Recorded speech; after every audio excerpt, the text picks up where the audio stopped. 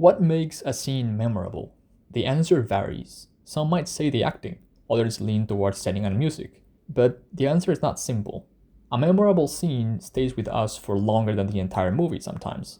We might reference that scene when talking about it with someone. A great scene can have impact in our perception of a movie. We might even watch it only for the sake of experiencing that scene all over again. I believe this is something we all share. As viewers, we are drawn towards moments that have an impact. We want to be wowed, get chills, or taken for an emotional ride. Recently, I was watching Superman Returns and Man of Steel back to back because there's no other way to do it. And I caught myself thinking about what draws me the most about each movie. There are some great scenes in both movies, but which makes them stand out? I thought it would be interesting to break down and analyze an iconic scene from each to take a look at what makes them good, great, and what was lacking. I hope you guys enjoyed as much as I did. Let's get into the first one. Superman Returns, the plane rescue. The scene begins with Jimmy and Clark getting a drink. The shock of Lois's new life is written all over his face. And we get a really cool moment here, when Clark knows he has to do something as the news reported the mid-air emergency. He knows Lois is in the plane, but his expression is almost of hesitation. For a second, it seems like he's having a hard time accepting that fact. But then he sets his jaw and he's gone. To the door, apparently, which is a strange cut. It was always funny to me. But I live for the next moment, so let's watch.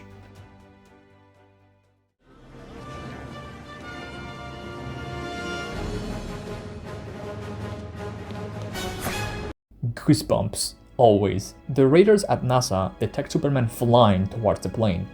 Lois is trying to reach the oxygen mask as she glances to the window and sees the blur of blue and red zip by and step on the plane. Superman holds up the space shuttle, the camera closes up on his face to show the lasers in a very clean animation, then cuts to a digital shot of the plane, the space shuttle, and the camera moves under the shuttle and is shaky, shows urgency. It conveys the speed and engine power of the shuttle as it burns the tail of the plane and propels it into the stratosphere, where it breaks free from Earth's gravity and we get this beautiful moment inside the plane.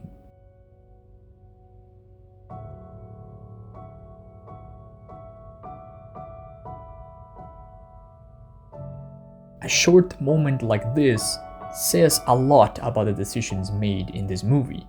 They really didn't have to add this. They could have just shown the plane slowly falling again.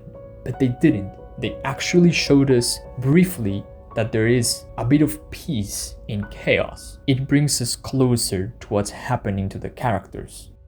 And then we have this moment, and I like how this shot is set. The urgency is gone, the camera lingers as he watches the spacecraft fly away. Then it's repositioned behind him to get a view of the flowing cape, beautifully made, and it gives an ethereal feel to the moment. There is no immediate hurry. He makes sure the space shuttle is out of danger before looking down to the falling plane. There's calmness and control to his movements. When the plane stops spinning and is falling point first, Superman rushes after it. And I want to point out how he weaves around it as it rotates. It's cinematic, but also a reminder of its size. And as he reaches the nose, the momentum pushes him along. The entire sequence of Superman flying has been shot from the air, which makes sense. It's mostly animated. But take a look at how the public notices the plane.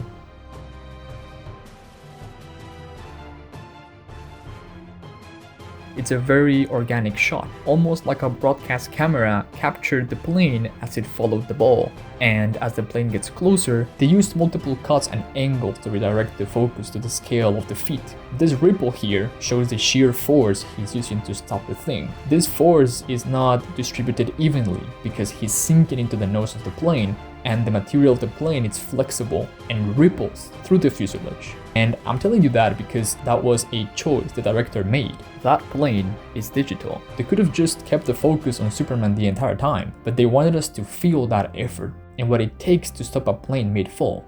We'll never know how that feels like, but thanks to the choices made behind the scenes, we get a taste of what it would be like. At the end, Superman places the plane on a baseball field. He's so graceful and confident, it's like he's done it before. And that's what they were going for with a scene like this. The same reason why the plane falls on a baseball field with a crowd. Not only it adds tension and raises the stakes of the potential catastrophe, but it's the perfect excuse for this. I counted 13 takes of people clapping and celebrating, and half of them are inside the stadium. This scene is the reason the world does need Superman. I've always thought that Bryan did this on purpose, as it seems like a "so you were saying" kind of moment, since Clark had just found out that Lois had won the Pulitzer Prize by writing "Why the World Doesn't Need Superman." That is a perfect scene of a superhero doing superhero things. I only have good things to say about it, really. The build-up is awesome because it presents a character that doesn't really fit in our world, and then does a complete 360 and wows everyone. The effects were also on point. A lot of care and focus on detail went into creating a compelling and epic scene. The music ties everything together and slaps. John Ottman's track combines Superman's score with his own and captures the danger and urgency of the scene. In a way, this is a romantic scene.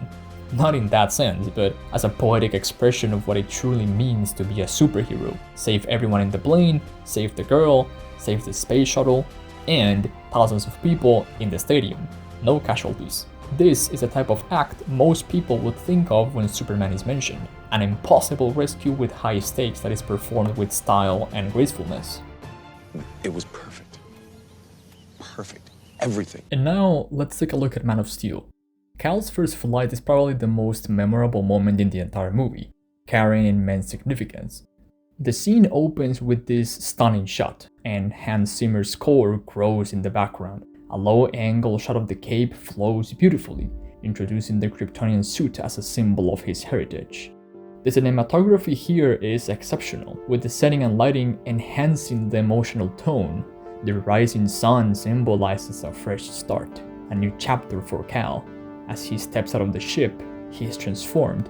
He is a new man. He can begin to accept his role as Superman, drawing strength from the sun, which empowers him. Cal's attempts at flying are compelling. There's weight to them. The ground cracks under his feet, and his movements are deliberate. He's testing his limits for the first time. This contrast to the confident Superman in Superman Returns makes the scene feel grounded and human. It doesn't rush Cal's journey. I think one more stumble or crash could have added more weight, but I appreciate how this moment anchors him as a character that is still learning and evolving. It has been suggested that Cal has always had the potential to fly, but this is the first time he's truly grasped the concept. And after recovering from this fall, he regains his focus, and then this happens.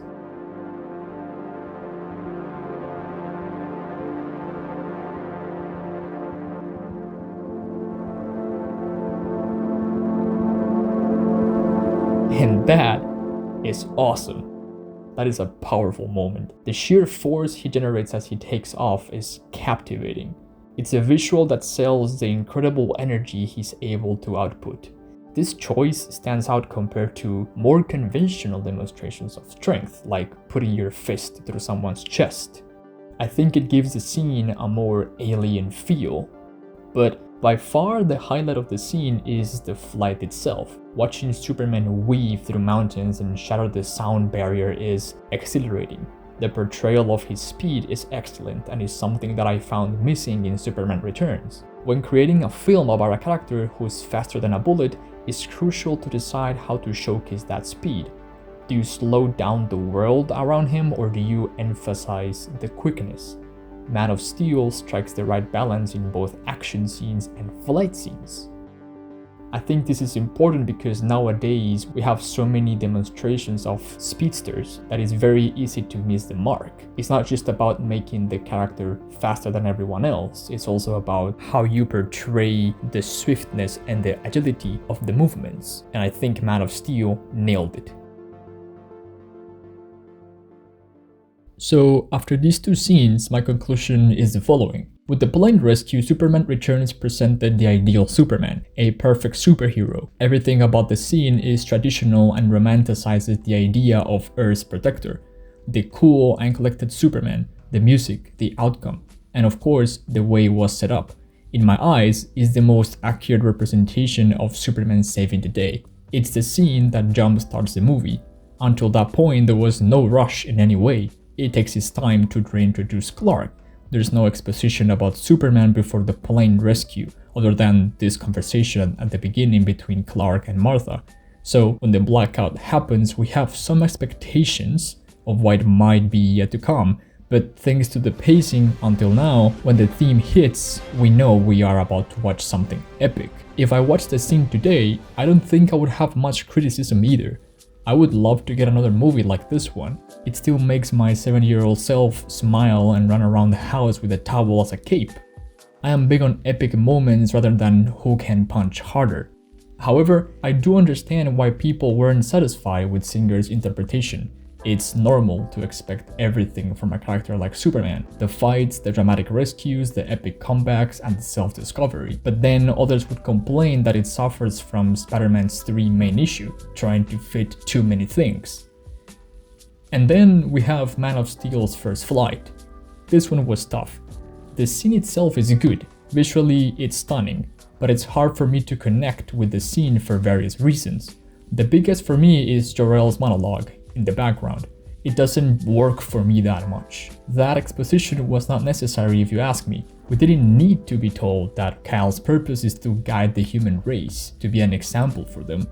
Isn't it rather strange that Kyle is meeting his father for the first time and he straight up tells him you can represent hope and use your powers for the greater good?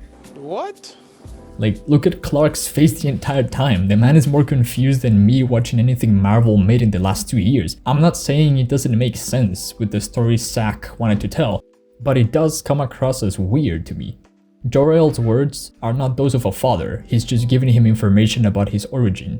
And that's fine, Cal was looking for that, but the information was presented as if Jor-El wanted him to become Superman, as if he expected his son to lead the people of Earth. Jor-El didn't even find Earth, Lara did. He just saw the difference in the atmosphere and went, oh well, he'll be a god to them. Like, what the fuck, like this is so much for free will. Alright, enough of that. What about the impact? The scene is definitely one that stayed with me for a long time after watching the movie. The VFX were really good, which is something we have come to miss in today's catalog. It didn't overextend their use and nothing looks out of place. It isn't groundbreaking, but there is something really fresh about experiencing Superman's first flight. We just hadn't seen that in a really long time, or ever. This movie kind of satisfied my curiosity about his childhood and his journey to become an icon, and it's very sad we didn't get a second part. I think it would have been really cool to see where Zack took the character.